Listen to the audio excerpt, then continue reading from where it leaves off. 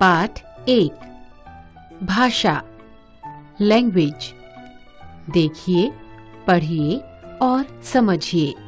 तुम्हारा नाम क्या है? मेरा नाम राहुल है। मेरा नाम माही है। तुम कहाँ रहते हो? मैं सामने वाले घर में रहता हूँ। आओ, हम दोनों मिलकर खेलते हैं। चलो, आज खूब मजा आएगा। आपने राहुल और माही की बातचीत पढ़ी और ध्यान दिया कि वे एक दूसरे की बात सुनकर समझकर जवाब दे रहे हैं। राहुल और माही की बातचीत को पढ़कर आप जान गए होंगे कि भाषा के द्वारा ही हम अपनी बात दूसरों तक पहुंचा सकते हैं और दूसरों की बात सुनकर समझ सकते हैं। हमारे जीवन में बोलना बहुत जरूरी है। अगर हम बोल नहीं पाते तो हमारे पास भाषा भी नहीं होती, और भाषा नहीं होती तो हमारे साथ क्या होता, जरा ध्यान से देखिए।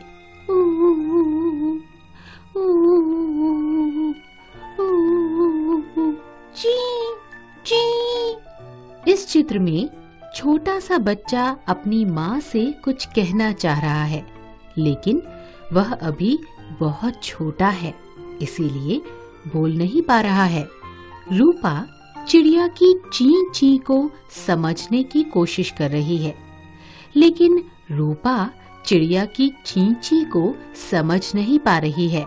आपने ध्यान दिया कि बच्चा बोल नहीं पा रहा है, इसीलिए अपनी माँ को समझा भी नहीं पा रहा है।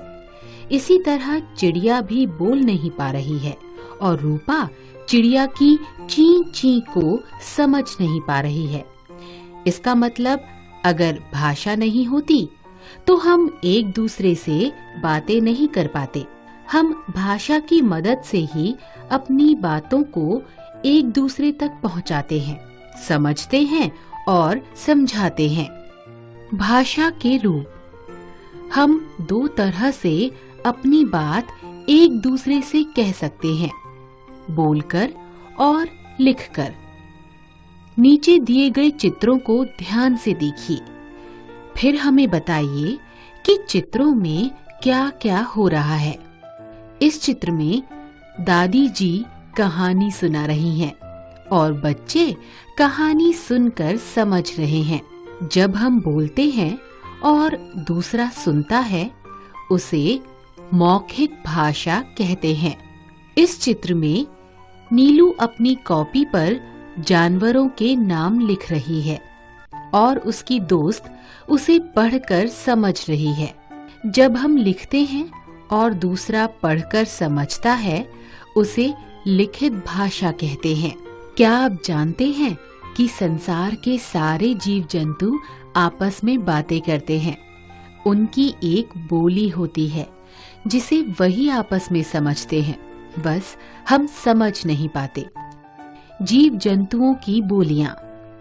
बिल्ली म्याऊ म्याऊ, कौवा काव काव, मेंढक टर टर, तोता टाय टाय, कुत्ता भौं भौं, बकरी मैं मैं, चूहा चू चू, चिड़िया ची ची। लिखने पढ़ने में जो आए, आपकी भाषा वो कहलाए। आओ पाठ दोहराएं। भाषा की मदद से ही मन की बातों को दूसरों तक पहुंचा सकते हैं और दूसरों की बातों को समझ सकते हैं। भाषा के दो रूप होते हैं, क मौखिक रूप, ख लिखित रूप। जीव जंतुओं की भी बोलियां होती हैं।